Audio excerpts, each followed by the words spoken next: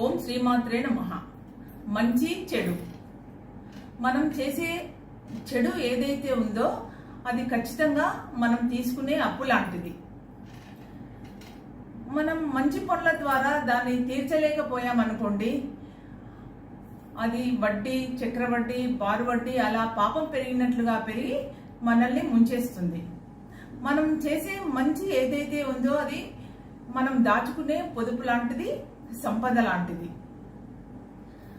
మనకు ఎప్పుడైనా కష్టం వచ్చిందనుకోండి, అప్పుడు చేతల రూపంలో కానీ లేకపోతే మనం మంచి ఎవరికైతే చేస్తామో వాళ్ళ రూపంలో కానీ ఖచ్చితంగా తిరిగి వచ్చి కష్ట సమయంలో మనను ఖచ్చితంగా ఆదుకుంటుంది, తప్పకుండా ఆదుకుంటుంది.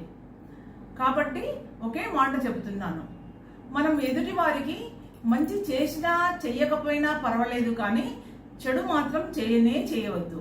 చేస్తే అది ఖచ్చితంగా మనల్ని ముంచే తీరుతుంది. ఈ పద్యం మీకు తెలిసే ఉంటుంది. తప్పులెన్ను వారు తమ తప్పులెరుగరు, విశ్వదాభిరామ వినురవేమ. నిజమే, ఎదుటివారి తప్పులెంచడం చాలా తేలిక పని. వారు తప్పు చేసినప్పుడు కప్పిపుచ్చుకోవడానికి చూస్తారు, ఎంతో మందిని చెడ్డ చేస్తారు. వారు తప్పు చేసినప్పుడు తప్పు చేశాను అని ఒప్పుకునే ధైర్యం చాలా తక్కువ మందికి ఉంటుంది. క్షమించమని అడిగే మనసు కూడా చాలా తక్కువ మందికి ఉంటుంది. కానీ ఎన్ని తప్పులు చేసి ఎంత బాధ పెట్టినా క్షమిస్తారు చూడండి, ఆ క్షమాగుణం అనేది మహాత్ములకు మాత్రమే ఉంటుంది.